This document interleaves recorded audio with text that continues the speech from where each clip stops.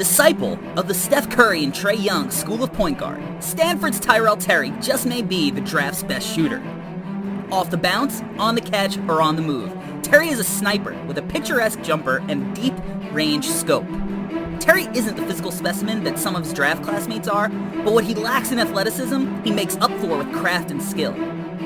The league has continued to shift towards shooting, and Terry's skill set seemingly makes him the perfect fit in a modern NBA offense.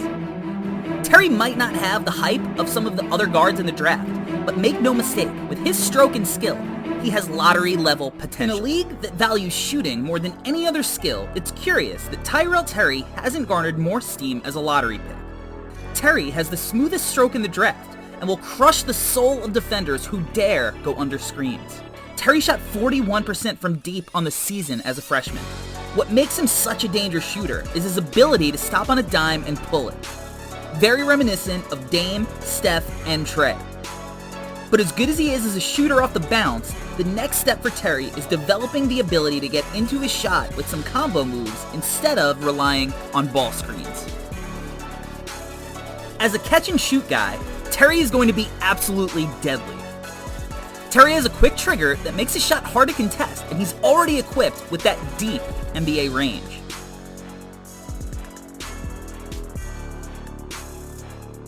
And like Steph, Terry doesn't need the ball in his hands to create scoring opportunities for himself, as he's perfectly comfortable shooting off movement.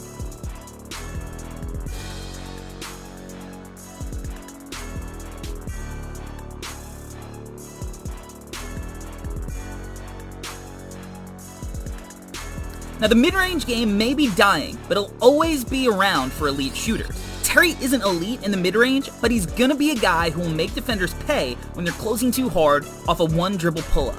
This possession is silly. Terry is super crafty, and you see how he uses a variety of ball fakes to warp defenders. Where Terry gets in trouble is when he jacks up these off-balance mid-range shots. They're just not high-percentage looks. And sometimes, he throws up complete junk when the defense doesn't bite on his pump fakes.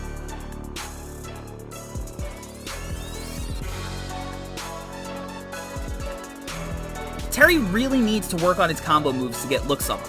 There are times he just can't break his man down and needs to kick it out after over-dribbling. A consistent step-back jumper would really do a lot for his game.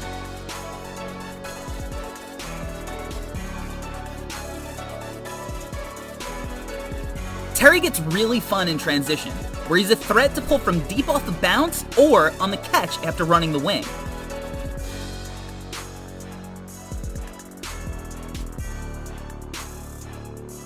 And although he's slight in stature, Terry is a surprisingly good finisher at the rim. And you can see that in transition, when the defense breaks down and he has some extra room, how his craft allows him to get easy buckets at the rim. Just really soft touch, allowing him to finish smoothly with either hand.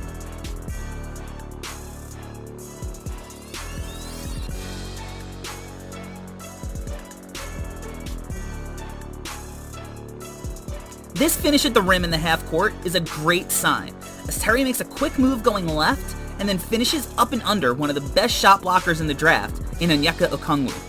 Terry might be on the smaller side, but he shot 60% at the rim on the year. He does a really good job slithering through the defense and finding openings. One way Terry was able to get easy rim points was beating his man backdoor. He knows that defenders are gonna overplay the shot, so he can make quick cuts to the hoop with no one in his way. What's odd about Terry's finishing is that he doesn't have a consistent floater. He's got good touch, so he's gonna need one when Embiid or Gobert are waiting at the rim. And while he's still just 19, his lack of strength is gonna be an issue as he won't muscle through defenders. Now sometimes that may work in his favor, as any contact he takes looks like he gets mauled, which is gonna generate some free throws. Terry had a solid, if unspectacular, free throw rate, but considering his frame, it was pretty good. You'd like to see him show more ability to draw contact, as he is going to be a 90% free throw guy. Let's get to Terry's passing. Watch here as Terry breaks out with the ball, how 4 defenders shift their focus to him, leaving a wide open corner shot. That gravity has real value at the next level. This is such a pretty pass.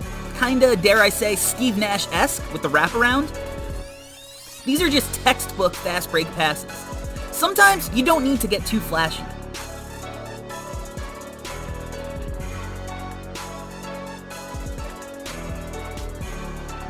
I mentioned it earlier, but Terry has a real quick first step going right that he uses to blow by defenders, and you can envision him making this pass out of some hammer action at the NBA level.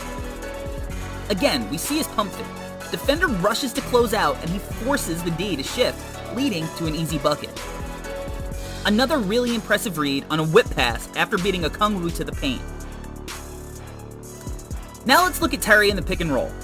Terry shared ball handling duties, but I think he's going to thrive as a pick and roll passer in the NBA. You see his vision and patience in the pick and roll on these two possessions as he uses little herky-jerk moves to play with the defense and find his roll man on the wraparound pass.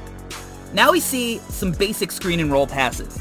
The big almost always has to hedge on Terry for fear of the three ball, and if the help doesn't rotate to the hoop, the roller is going to have wide open lanes to the rim. We even see how the initial pass can lead to an open three off the roll. Look at the gravity and ability to get this pass to the roll man. Terry's going to be a very good passer in the NBA when he takes on more ball handling responsibilities. He's also just really unselfish and moves the ball super quick when his teammates are in scoring position.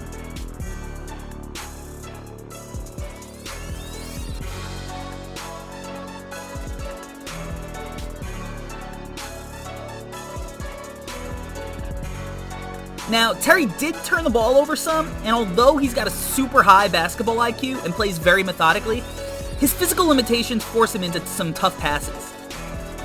And Terry's lack of strength causes some fumbles and strips, whereas a guard like Tyrese Maxey can take contact like a running back and keep control of the rock.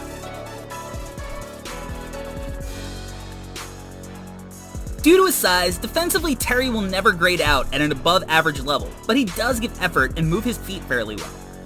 He'll cheat over screens and work to make his man make shots.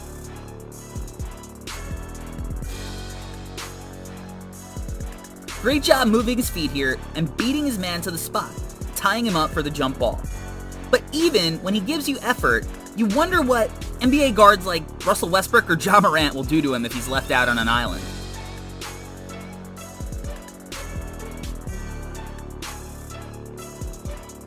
He just doesn't have the strength to get into his man's body and move him off their spot. And when he can't cheat over the screen, he's gonna have a tough time getting back into the play when there's a guy like Marc Gasol setting the screen. On switches, he's just not strong enough to really stop his man in the post. But on a positive note, he does close out well. Again, he gives effort so he'll get a hand in a shooter's face. Now, as a team defender, you see his basketball IQ really shine. Great job talking and reading the switch here, forcing the jumper. This is such a good read. Terry's man is in the weak corner, so he starts cheating to the rim and cuts off the pass leading to the turnover. Another good possession. Does a good job rotating to the wing and then rotating to the big. He gets inside position on him, but just isn't strong enough to move him back. Terry saw this pass from a mile away as he cheats the rotation before the pass is even made, leading to a fast break alley-oop. And Terry just gives up his body on this press, beating the offensive player to the spot and forcing the charge. Another smart play, cheating into the paint, forcing the strip. Doesn't get the steal, but he did his job. There are a number of teams that can use a guard like Tyrell Terry in this draft, and while he may not have the run and jump speed of some of the other guards, his skill level is high enough that he could find his way into the lottery come draft night.